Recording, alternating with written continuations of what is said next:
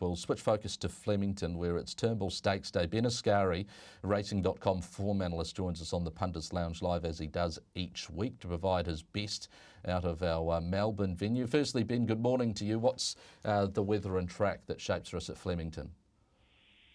Yeah, thanks for having me on. Looks like a perfect day here in Melbourne. So we're looking at about 19, 20 degrees. Not too much wind around at the moment. I'm not sure exactly what's expected at Flemington later, but I think we should be on a good 4 to kick things off and probably be upgraded to a good 3 at some stage during the meeting. The rail's in the 9-metre position, and thanks to the VRC, we've worked with. They've put out some data this week about that 9-metre position. They've got data for each rail position, and it's generally a pretty fair sort of a track when the rail's in the 9-metre position. If anything, maybe a slight advantage to run on.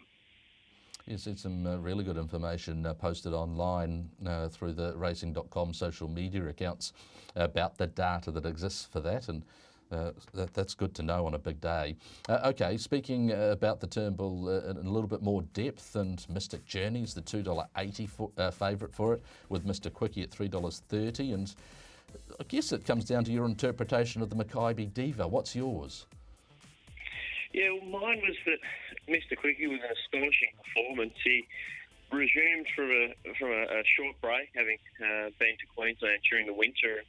It was an outstanding performance. He reeled off the fastest lap, 600, 400 and 200 of the meeting. And what I thought added a lot of merit to that performance was the fact that it was off a really genuine or fast early speed. So he surprised me. He had a $31 starting price. So for those that do like Mystic Journey, I think they'll point to the fact that she started $2 and he was a $31 chance, and now they're pretty even in the market. So looking at that, you can easily make a case that Mystic Journey is the value in the race. I suppose my big query with her is getting to 2,000 metres for the first time. Maybe Mystic Journey fans will point to the fact that she was a month between runs going into the Makybe Diva, coming off a really soft race in the PB Lawrence, and she might have just had to do a little bit too much work early on at fast speed and perhaps ridden more quietly, like she was in an all-star mile, perhaps could be the key to her. But I've got reservations about her stepping out to 2,000 metres for the first time. It would surprise me to see her run it out strongly, but given the fact that the way Mr. Quickie finished off against her at 1,600 last time out, and the fact that he's a better price than Mystic Journey, she's favourite, I have to be with Mr. Quickie on their last run.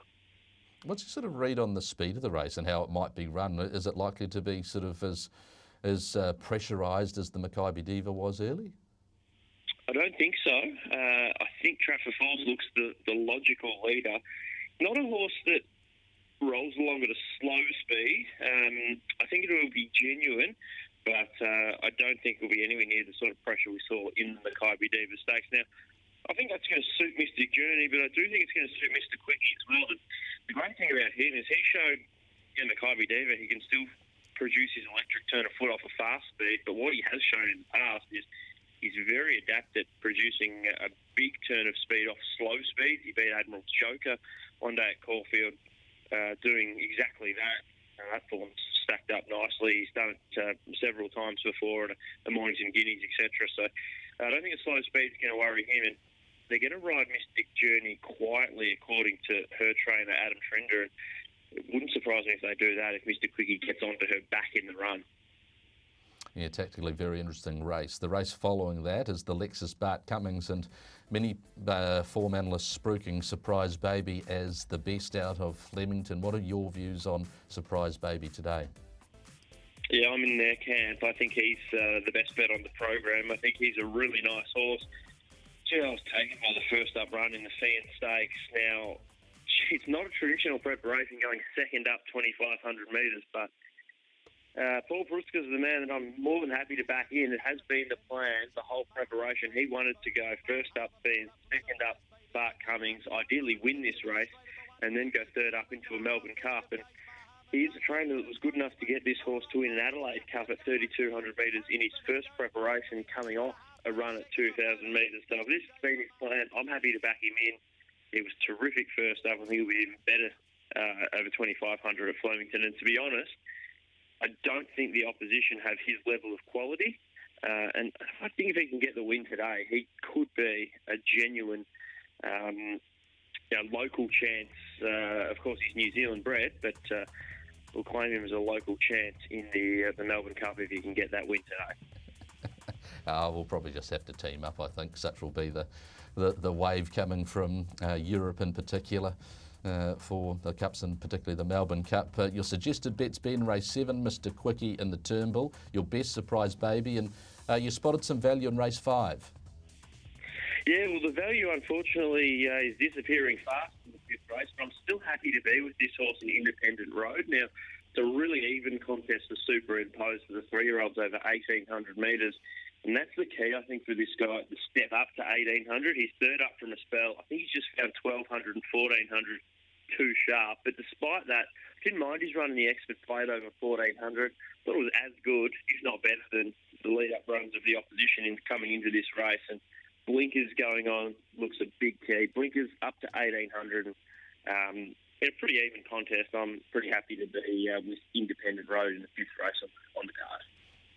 Excellent. Ben Asgari, Racing.com form analyst, with 3 bets today for you watching the Punters Lounge live, wherever that may be, around New Zealand, or whether you're able to dial in from somewhere else in the world. Speaking about the Karaka Kiwis today in the Australian Group 1 races, in the Epsom, it's Tiako Shark leading the way, with Colding, who's by Ocean Park, Unforgotten by Fastnet Rock and Memories of You. In the Flight Stakes by Savabeel and Far-Fetched is Probabeel.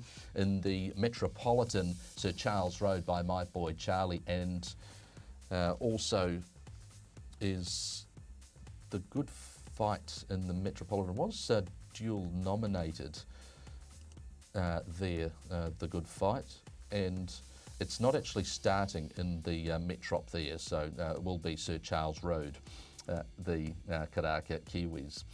Okay, Brad Gray has provided us with some of his best out of Randwick, and here they are. Brad has got his best bet sorted, and some other plays for you. Samadout is his best at $4.20 in the 6th on the program, the Hill Stakes. Now that's up against Very Elegant, who James McDonald nominated as his best.